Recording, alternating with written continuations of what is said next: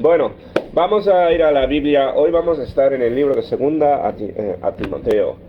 La segunda epístola a Timoteo, capítulo 3, pasaje conocido, pero por un par de razones pensaba que sería un pasaje bueno para este último domingo del año, para empezar el año que viene, empezando con el plan de lectura también. Creo que contiene mucho útil que podamos aprender. Así que bueno, segunda Timoteo capítulo 3, os doy un poquito de contexto para empezar, propósito del libro y esto, pero bueno, después vamos a entrar en los versículos. Vamos a empezar orando, que Dios nos guíe y nos bendiga ahora en su palabra, y vamos así al texto. Nuestro Padre, damos gracias por el tiempo aquí, por el privilegio que es estudiar tu palabra, y pido que ahora sea esto un tiempo útil, provechoso, para que todos aprendamos. Pido que me ayudes a hablar claramente, y que no sea ningún incordio a lo que quiere decir el Espíritu Santo esta mañana. Pedimos por el viaje de Rodrigo y Wendy, que también tenemos antes, que les bendigas esta tarde, y pido por los demás aquí que nos des un buen domingo de crecimiento enfocados en tu palabra. Gracias por todo, en el nombre del Señor Jesús. Amén. Muy bien, bueno, la segunda epístola a Timoteo pues fue escrita evidentemente a Timoteo. ¿Sabéis quién es Timoteo en la Biblia? ¿Alguien me puede decir alguna cosa acerca de Timoteo? Cualquier cosa. Su nombre es Timoteo. El hijo espiritual de Pablo, muy bien. Es como su hijo adoptivo en la fe. Bien, vemos que Pablo le menciona muchas veces como un ayudante suyo, un seguidor suyo. Seguramente Pablo le trajo a la fe él mismo. Y en estas epístolas vemos a Pablo hablando como si fuera su hijo. ¿Bien? No fue su hijo biológico, no, pero su hijo espiritual. Timoteo fue como el sucesor, o un sucesor a Pablo. No apóstol en sí, pero predicador, pastor. Muchos piensan en la iglesia en Éfeso. Es posible que estuviera en diferentes lugares, como estuvo Pablo, ¿no? Viajando. Pero Pablo escribe 2 cartas, y estos al final, hay muy pocos personajes en la Biblia que tengan una carta dedicados a él, a ellos, que sea al final palabra inspirada por Dios y parte de nuestra Biblia, ¿no? Imagínate recibir una carta, no es una carta de Dios mismo, pues una carta inspirada por Dios. Una bendición, ¿no? También Tito, otro pastor, recibió carta dirigida por él, inspirada. Lucas escribió su epístola, también como una carta a Teófilo.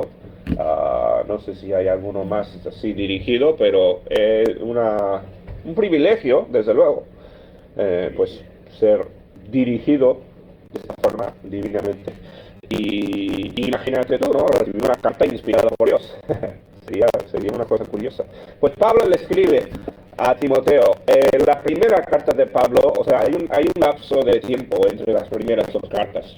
La primera epístola, creemos, la escribió estando prisionero en Roma, pero temprano, cuando escribió las otras cartas, Filipenses y muchas de estas. Tiene un tono muy distinto a la segunda carta, que seguramente se escribió después de que Pablo fuera librado de la cárcel y tuviera años de ministerio, pero al fin de su vida fue otra vez capturado, condenado bajo la persecución de Nerón, el emperador romano, que en esos momentos ya estaba persiguiendo mucho más activamente a los cristianos. Y vemos a Pablo hablando, pues anticipando ya su muerte. En el capítulo 4 menciona que dice: el tiempo de mi partida está cercano.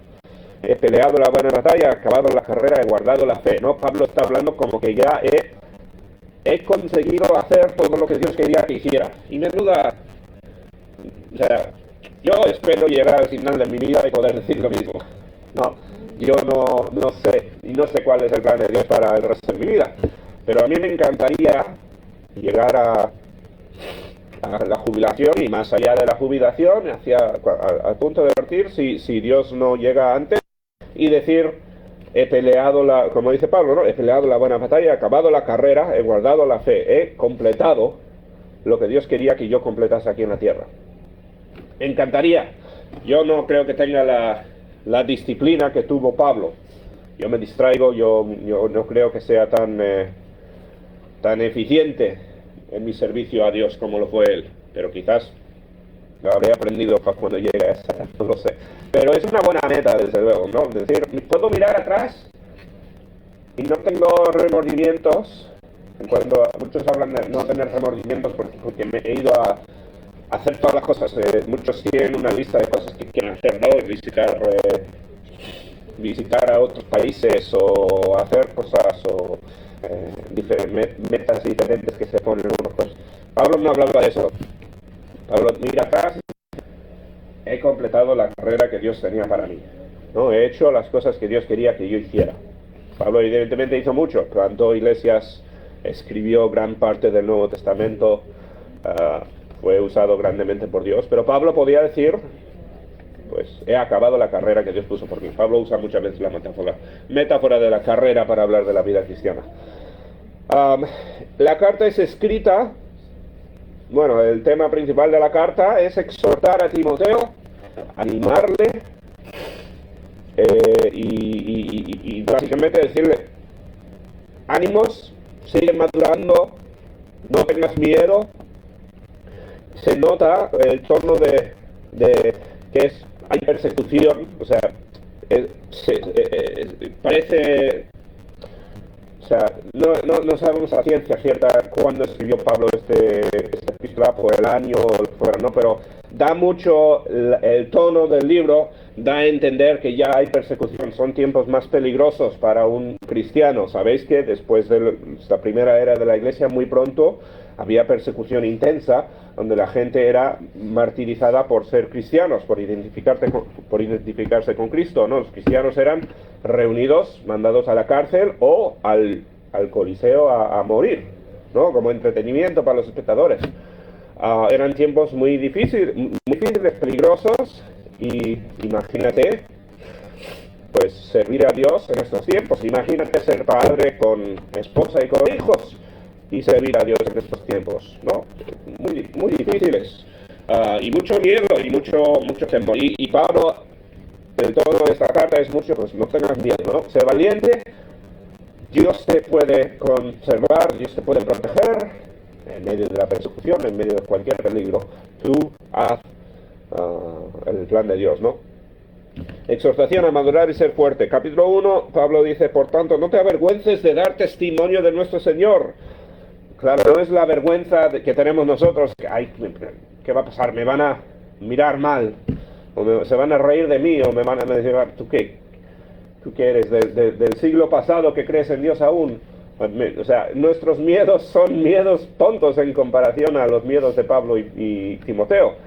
No tenemos miedo de que nos echen a los leones por nuestra fe, ¿no? Dice, no te avergüences de dar testimonio de nuestro Señor, ni de mí, preso suyo, sino participa de las aflicciones por el Evangelio según el poder de Dios. Acéptalo, no, acepta esta persecución como parte del plan de Dios.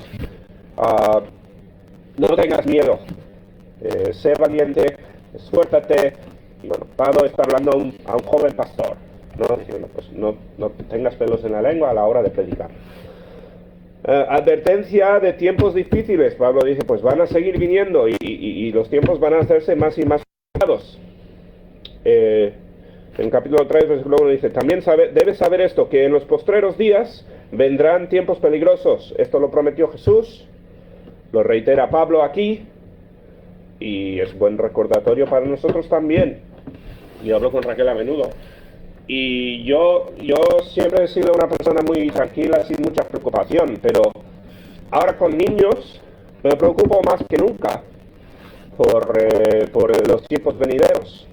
Hay muchos peligros que tengo que preparar a mis hijos para enfrentar estos peligros, ¿no? Peligros espirituales, peligros de la sociedad en la que vivimos.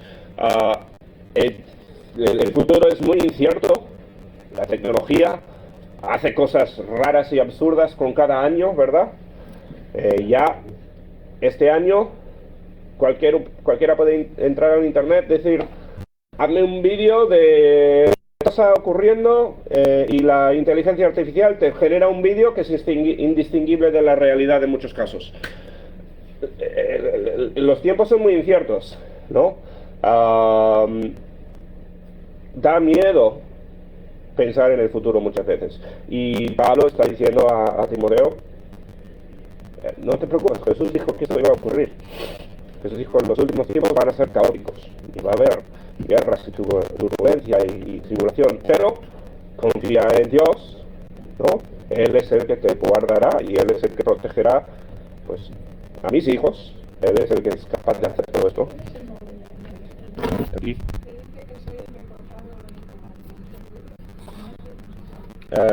Apago el esto, pero no es muy bueno el sistema de audio. Lo siento. ¿Dónde estamos?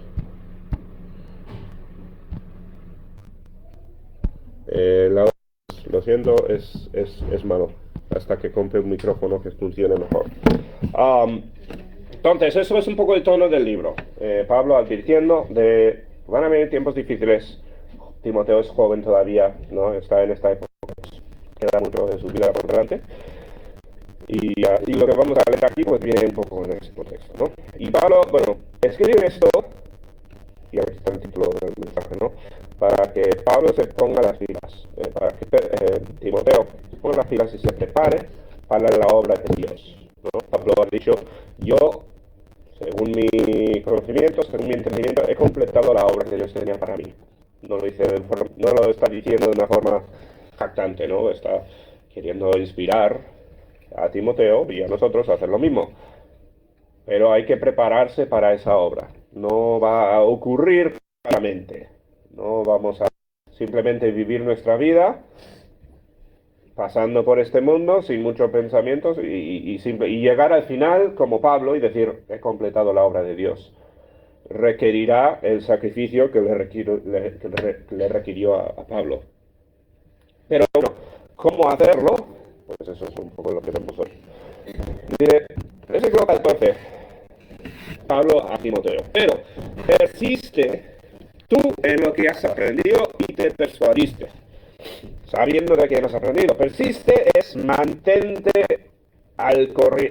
corriente, sé fiel y sigue creciendo. Esta idea de continuar tu lectura en lo que has aprendido y sido persuadido. ¿De qué está hablando? Pues concretamente, vamos a ver en los próximos versículos, las Escrituras. Está hablando Pablo aquí de la Biblia. Pablo está diciendo, persiste, continúa, avanza en lo que has aprendido, de lo que has sido persuadido, de las Escrituras. Sabiendo de quién has aprendido, está hablando Pablo de él mismo, porque Pablo le enseñó mucho a Timoteo. También vamos a ver en el próximo versículo, está hablando de la madre de Timoteo, que le enseñó la Biblia cuando era niño, y de la abuela también, que le enseñó. Está diciendo, persiste en lo que has aprendido. Dice, no solo aprendido, sino que te persuadiste. O sea, no es simplemente información que ha recibido Timoteo. Muchos tienen mucha información en cuanto a la Biblia, ¿no? Muchos han memorizado gran parte de la Biblia y entienden un montón de cosas y pueden responder preguntas de quién fue el padre de este tipo y cuántos años vivió y un montón. Hay gente que puede hacer todas estas cosas mejor que tú y yo, pero no es suficiente el aprender, es importante, sino ser persuadido. Esto es la idea de entender, creer con fe, seguir un poco más allá del simple conocimiento, ¿no? Timoteo aprendió porque sus padres o su madre le enseñó las Escrituras, pero fue también además persuadido. Esto ocurre gracias al Espíritu Santo, al final. Es el Espíritu Santo el que nos convence de las Escrituras, es el que nos ayuda a tener fe real. La fe es uno de los frutos del Espíritu Santo, ¿verdad? Es un producto de la obra de Dios en nuestras vidas. Y esto se consigue, o el Espíritu Santo obra a través de nosotros, pues cuando somos fieles y vamos creciendo y somos disciplinados a la hora de estudiar y de continuar en la vida, ¿no? Dios nos va transformando y de eso está hablando Pablo. has aprendido, pero no solo eso, has sido persuadido, y eso habla de tener confianza en lo que has leído, ¿no? En lo que has aprendido. Muchísimos hijos de cristianos aprenden cosas de la Biblia, pero después terminan en el mundo, ¿no? Aprenden conocimiento, pero no son persuadidos. Y esto, cada persona es responsable por su propia alma, es responsable por su propia... O sea, nadie puede persuadir a otro por obligación. Como padres podemos hacer mucho para animar, intentar dirigir a los hijos en el lugar correcto y orar por ellos para que Dios toque sus corazones. Podemos intentar hacer mucho, pero dependemos de Dios para la salvación de nuestros hijos, ¿no? Para que ellos sean persuadidos. Y Pablo dice, tú continúa en esto, sigue aprendiendo, recuerda lo que has aprendido, lo que te ha persuadido el Espíritu Santo. Sabiendo de quién has aprendido, recuerda las fuentes. En este caso Pablo continúa en el versículo 15, ¿no? Y que desde la niñez has sabido las sagradas escrituras, las cuales te pueden hacer sabio para la salvación por la fe que es en Cristo Jesús. En el capítulo 1:5 voy a leer rápidamente, ¿no? En el capítulo 1:5 Pablo dice, trayendo a la memoria la fe no fingirá que hay en ti, la cual habitó primero en tu abuela Loida y en tu madre Eunice, y estoy seguro que en ti también. Pablo habla de que sus parientes, en Hechos, creo que es capítulo 20, Pablo menciona que en Timoteo, la madre de Timoteo era judía, el padre era griego. La madre es la mencionada aquí, seguramente es la que le enseñó las escrituras hebreas, ¿no? La Biblia, el Antiguo Testamento. Ella es mencionada aquí como la que le comunicó la fe, le comunicó el Evangelio a su hijo. Bien, buen ejemplo, ¿no? Para los que vienen de familia rota o no tienen padre y madre que puedan guiar al hijo juntos. Timoteo, no sabemos si conocía a Cristo el Padre o no, pero entendemos que la madre fue la líder espiritual en sus vidas. Desde la niñez has conocido la Biblia, las Escrituras, las cuales te pueden hacer sabio. O sea, esto es el producto de conocer las Escrituras, ¿no? El ser sabio para la salvación por la fe. La Biblia es lo que nos guía a Cristo. No es otra cosa, no es ni la iglesia, ni la escuela dominical, ni vídeos cristianos en el internet, o sea, hay muchas cosas buenas hoy en día para enseñar a los niños, quizás, ¿no? Pero ¿qué es lo que les lleva a Cristo? La Biblia, las Sagradas Escrituras. Yo, la verdad, llevo bastante tiempo pensando en este tema, como decía antes, ¿no? Tenemos los niños, Leire ahora tiene 4 años, llevamos un tiempo... Bueno, yo llevo mucho tiempo pensando en cómo guiarles espiritualmente a través de la Biblia, cómo enseñar a mis hijos a conocer la Biblia, a prepararles a estudiar por su cuenta, ¿no? Ahora son jóvenes, pero cómo instruir a mis hijos en la Biblia. Y, o sea, yo tengo padres, gracias a Dios, que me ayudaron a mí. Tengo algo de lo recibido, pero también tengo muy mala memoria yo. Esto es todo nuevo para mí, es cosa que voy aprendiendo sobre la marcha. Justo esta semana estaba escuchando por audio un libro, mientras volvíamos a casa, de Gandía, acerca de las devociones familiares. Esto salgo un poquito del tema aquí, bueno, aunque Pablo está hablando de esto, ¿no? Pero la Biblia dice que los padres, y más concretamente el padre, es el líder espiritual de la familia. No me acuerdo quién es, no es de la Biblia, ¿no? Pero hay alguien que dijo que cada familia debería ser una mini iglesia, básicamente, donde el padre es el pastor de la familia en un sentido. Debería ser el caso, ¿no? Que el padre guía su familia espiritualmente. Debería guiar a la esposa y debería guiar a los hijos. Ahora, obviamente, no es el caso siempre. A veces hay una... La Biblia habla de esposas con maridos inconversos y hay, obviamente, familias rotas.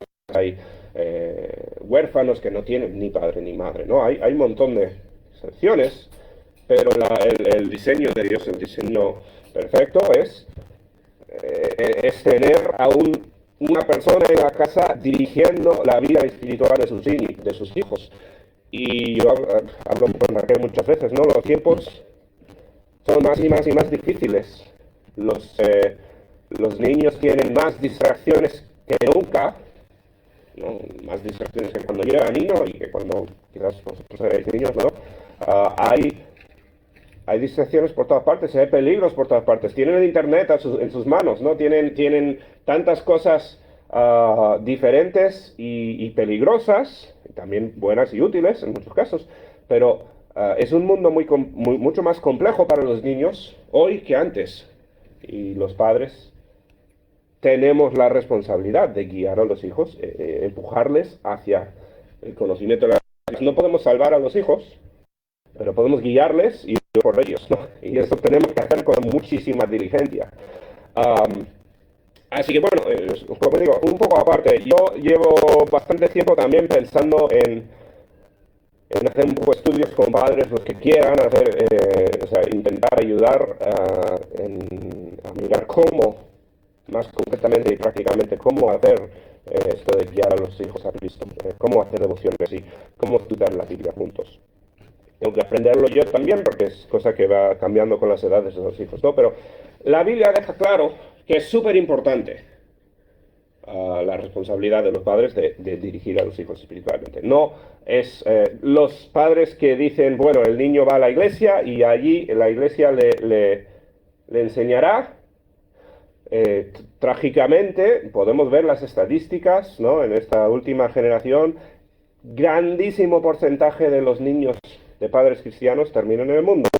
¿Por qué? Pues hay muchísima más conexión con el mundo que antes y los padres están más ocupados que antes también, con trabajo, con otras cosas que no está, antes, y esto es parte del producto de estar leyendo un poco también, hace un par de generaciones los padres eran excomunicados de la iglesia por no dirigir devociones en sus familias. O sea, una de las responsabilidades principales de los padres era tener, digamos, mini cultos diarios en su iglesia, y si no lo hacían, eran disciplinados de la iglesia por no cumplir su función de padres. Ha cambiado mucho, porque hoy en día trabajamos más y jugamos más, y estamos más distraídos que nunca, y como padres, muchos padres han abandonado a sus hijos a la iglesia, digamos, y esperan que la no es así como funciona. Me he ido ya un poquito aparte, ¿no? Pero Pablo le recuerda a Timoteo, a ver, tus padres lo hicieron bien, como es tu madre, ¿no? Lo hizo muy bien, te enseñó las escrituras, recuerda eso es tu ancla. En las tribulaciones del mundo, en todo lo que tienes por delante, que va a ser peligroso, Timoteo nos cuenta la tradición cristiana que murió mártir, más adelante también, dio su vida por la fe. Pero Pablo dice, toda la tribulación que vaya a venir, tú quédate con el ancla de tu fe en la Biblia, lo que te enseñó tu madre, y lo que te enseñé yo, y lo que has sido convencido por el Espíritu Santo. Desde la niñez has sabido las Sagradas Escrituras, las cuales te pueden hacer sabio para la salvación por la fe que es en Cristo Jesús. Dice, toda la Escritura es inspirada por Dios. La Biblia, bien, cuando Pablo hablaba, eso sería el Antiguo Testamento, más Pablo quizás hablaba de los evangelios que habían sido escritos a este punto, otras cartas. Pablo menciona, ahora no tengo apuntado el pasaje, pero Pablo menciona las cartas inspiradas de Dios del Nuevo Testamento como escrituras también. No, Pablo no está simplemente refiriendo al Antiguo Testamento. Nosotros tenemos en nuestro día ya lo que llamamos el canon de la Biblia, que es el Antiguo Testamento y el Nuevo Testamento, aceptados como la Iglesia como la escritura inspirada por Dios, y podemos coger la Biblia, no tengo aquí Biblia física, ¿no? Podemos coger la Biblia y confiar que esto es la palabra de Dios. Inspirado significa literalmente soplado por Dios, ¿no? Ha salido de la boca de Dios, es como aspirado por Dios. La escritura viene de Dios, aunque lo escribieron humanos, fueron guiados, fueron movidos por el Espíritu Santo y sus palabras son inspiradas o dichas por Dios, es la idea. Toda la escritura es inspirada por Dios y por eso soy tan pesado yo a la hora de hablar del plan de lectura, leer toda la Biblia completa, ¿no? Pablo nos dice que unas cuantas partes de la Biblia son inspiradas de Dios. Hay iglesias más, digamos, liberales, más modernas, contemporáneas, que dicen que la Biblia contiene la palabra de Dios, también contiene algún error, alguna cosa que es del pasado y no sirve ya porque los tiempos han cambiado. Eso dicen algunos que se llaman cristianos y tienen iglesias. Eso no es, o sea, toda la escritura, lo dice muy claramente Pablo, ¿no? De primera letra a última letra, es inspirada por Dios y no solamente es hablada por Dios, sino que es útil, dice. Dice cuatro cosas. Es útil para enseñar, para redarguir, para corregir y para instruir en justicia. Es útil para todo lo necesario espiritual.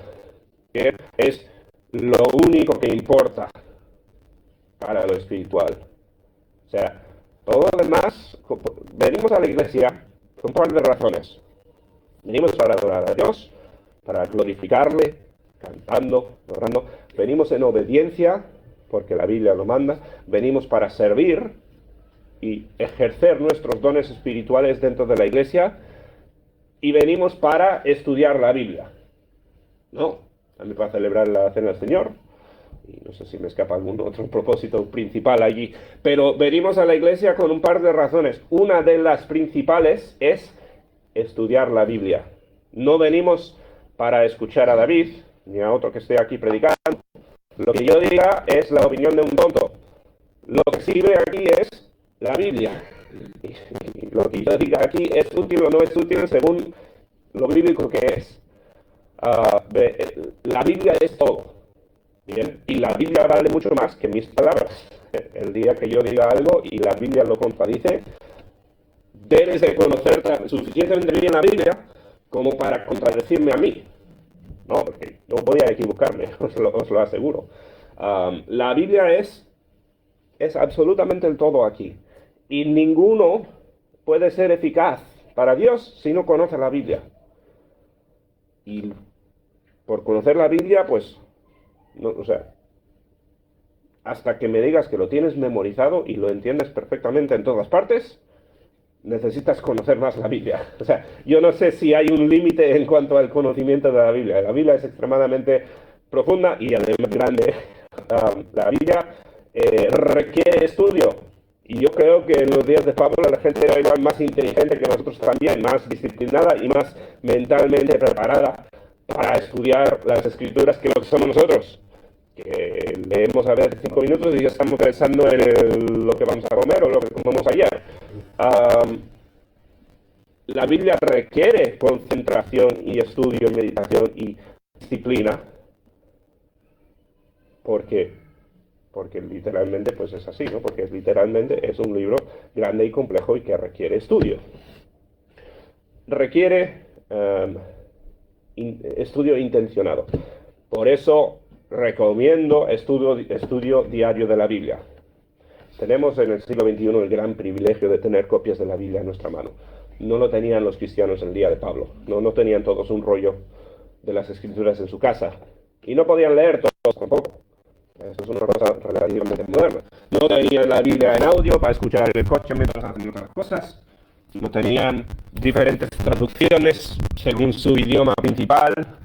No tenían vídeos explicativos para ayudar a entender cosas de la Biblia. O sea, todas estas cosas las tenemos nosotros y son de gran ventaja y de ayuda, las utilizamos, pero a pesar de ello,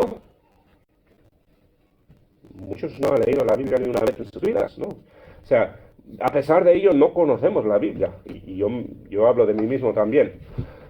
La Biblia es útil, dice, para enseñar lo que decía antes Pablo, ¿no? Para aprender, sencillamente. La verdad está en la Biblia. La Biblia no se caduca. La verdad de la Biblia es sin término, ¿no? Porque es la palabra de Dios. Dios no cambia. Dios, Dios no cambia porque la cultura de hoy en día acepte ciertas cosas y renuncie a otras cosas y moralmente pensemos una cosa que antes no pensábamos. Eso no afecta a Dios, eso no afecta a lo que es verdad. Dios habló la verdad en la Biblia y la Biblia está para enseñar, para aprender lo que es correcto, lo que es cierto. Es nuestro pilar de la verdad. Para redarguir, esta palabra es una palabra punzante, una palabra de corrección. En el diccionario, redarguir es dar un argumento en contra de algo. Esto es decir, tú estás convencido de una cosa, y la Biblia da argumento en contra de lo que tú crees, o de lo que tú estás haciendo, ¿no? La Biblia es útil para enseñar, pero también para combatir nuestros malos entendimientos. Y si vives en el siglo XXI, todos, ¿no? Si vives en el siglo XXI, tienes muchos malos entendimientos. O sea, no sé si lo he dicho bien. Tienes cosas tienes una forma muy equivocada de ver el mundo. Y yo también. O sea, porque por osmosis aprendemos un montón. Los niños aprenden de todo lo que tienen alrededor, ¿verdad? Los adultos también. Nosotros aprendemos a pensar de la forma que piensa el mundo. Eso se combate con la Biblia, ¿no? La Biblia corrige, argumenta en contra de lo que nos dice el mundo. Bien, si dice el mundo, por ejemplo, lo mejor que puedes hacer es vivir una vida satisfecha y feliz y cumplir con tus metas. Pues nosotros escuchamos eso de todas partes, lo enseñan a los niños, lo enseñan a los adultos, lo enseñan por la tele, lo enseñan los que te quieren vender algo. Todos dicen esto, leemos la Biblia y la Biblia dice, toma tu cruz y sígueme, sacrifica tu vida. O sea, la Biblia corrige lo que aprendemos del mundo, ¿bien?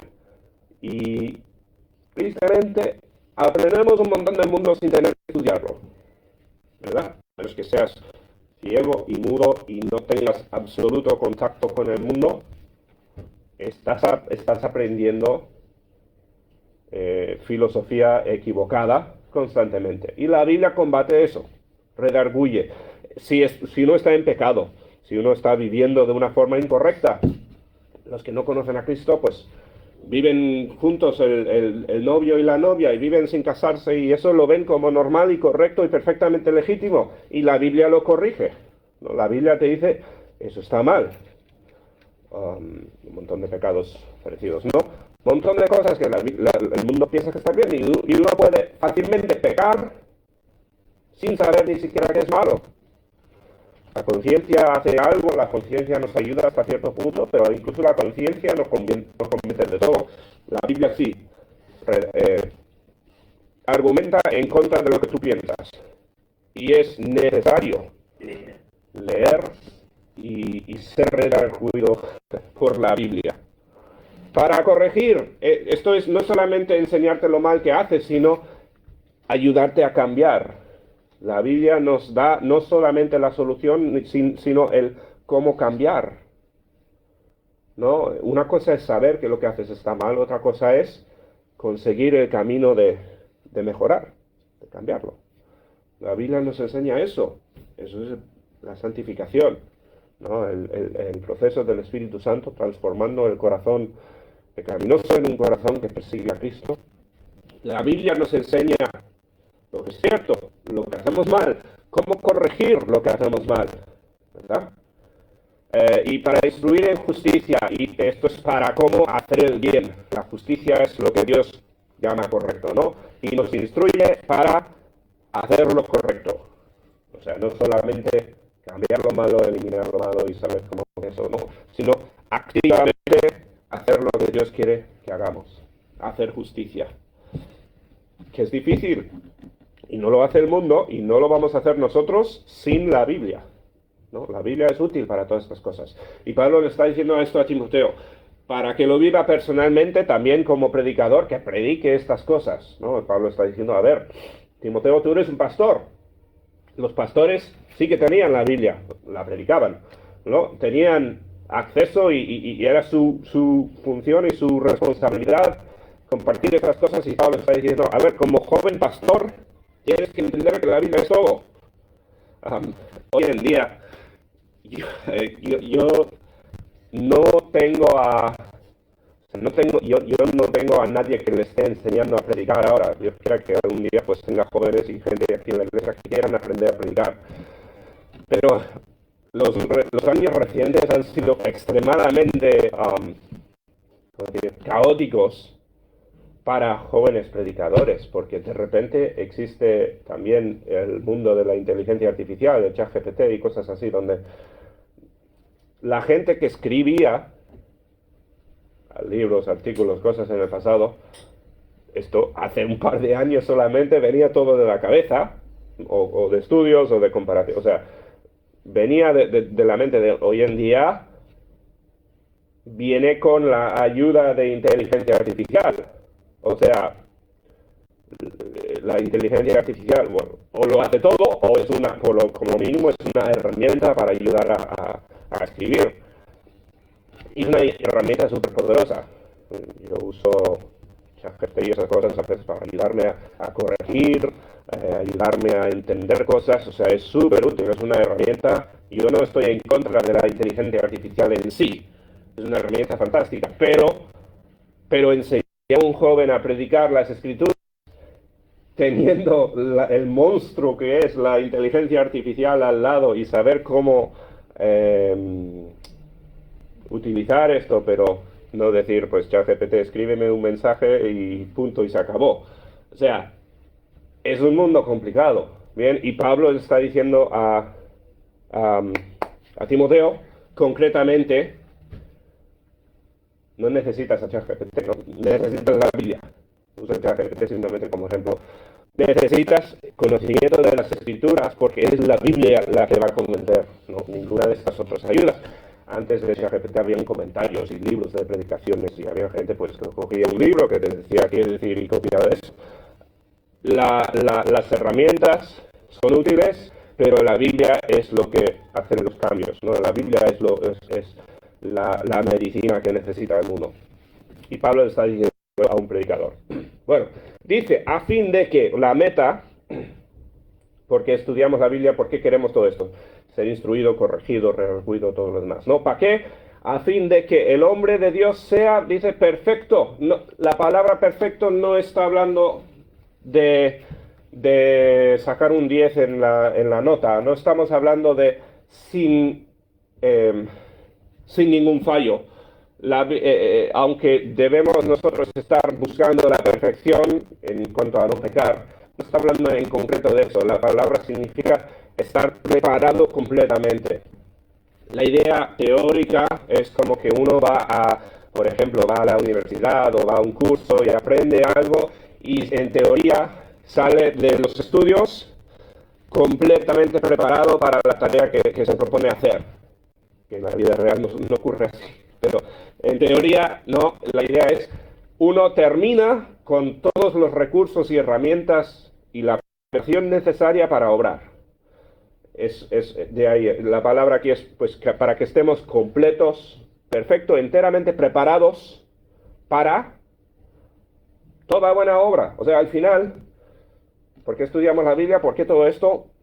Porque nos debemos de preparar para la obra de Dios. No. O sea, Pablo no dice, tienes que leer la Biblia, tienes que aprenderla toda, tienes que estudiarla, es súper importante porque así te va a ir bien la vida. No es lo que, o sea, eso no es el fin de la cuestión, ¿no? Pablo no dice, pues vas a estar más feliz, vas a conseguir tus metas, yo qué sé. Eso no es la cuestión aquí. ¿Para qué estudiamos la Biblia? ¿Para qué nos preparamos? ¿Para qué nos inmersamos en la palabra? Para prepararnos, para estar enteramente completamente listos para toda buena obra. Y lo que Pablo está hablando es como como hablaba de él, de haber completado su carrera, está hablando de preparados para la obra de Dios, que Dios quiere hacer a través de nosotros. No, os recuerdo, no estamos aquí por chica, no estamos aquí por suerte. La evolución dice que no hay ningún propósito en nada, ¿no? Aparecemos aquí porque los átomos se juntaron de una forma con mucha fortuna para ti y apareciste y cuando te mueras se acabó y no hay más, ¿no? Nosotros estamos aquí con propósito. Dios te diseñó a ti y a mí y no solamente para que vivas, sino para que obres, para que completes su plan aquí en la tierra. Y ese plan, casi te lo puedo asegurar, es más grande del que te imaginas. Hay gente con mucha imaginación, hay gente que hace planes muy grandes. Yo creo que los planes de Dios suelen ser más grandes que los planes que tengas tú mismo. Y igual no son los mismos planes tampoco, ¿no? A veces yo sé que hagamos cosas que sean más significantes internamente que los planes que hacemos nosotros como humanos. Pero los planes de Dios, quizás no, pero los planes de Dios son, si no son grandes, son buenos, son lo mejores para ti. O sea, tú fuiste diseñado para completar esos planes. Dios te dio la mente que tienes, el cuerpo que tienes, todas tus características, Dios te las dio para que cumplas un plan, su propósito para ti aquí en la tierra. Y si vas a completar ese plan, necesitas la Biblia. Es lo que está diciendo Pablo sencillamente, ¿no? Si tú quieres hacer la buena obra que Dios quiere que tú hagas, que recuerdo es lo que más satisfacción te traerá en todo el mundo. No vas a ser una persona más satisfecha o sea, la versión más satisfecha de ti es la versión que obedece a Dios y sigue el plan de Dios, ¿no? Para hacer eso requerimos la palabra de Dios. Bien. Así que la Biblia es el todo. La Biblia es lo que nos guía en todo. Bien, yo sé que todos tenemos un montón de preocupaciones, tenemos un montón de cosas importantes en nuestras vidas. Y yo sé que vivimos en la época donde estamos más ocupados y más distraídos que nunca, que si con trabajo o con placer, al final tenemos tantísimas cosas que otras generaciones no tenían y nos arrastran, estas cosas nos tiran de todo lado y tenemos tantísimas cosas que quieren consumir nuestro tiempo y nuestra atención. Y lo más importante suele ser lo que eliminamos cuando el mundo nos arrastra, ¿no? Y no estoy diciendo que todo lo que hay es malo hoy en día, ¿no? O sea, pero yo creo que entendéis, ¿no? En que es que si no tenemos propósito, si no tenemos intención de servir a Dios de una forma absolutamente enfocada, vamos a gastar el tiempo. ¿Cuántas veces hemos llegado al final del día y hemos, ¿qué he hecho yo hoy? He gastado el tiempo. A mí me pasa mucho. He gastado el día, ¿no? He hecho cosas que no sirven, no son lo que Dios quería para mí.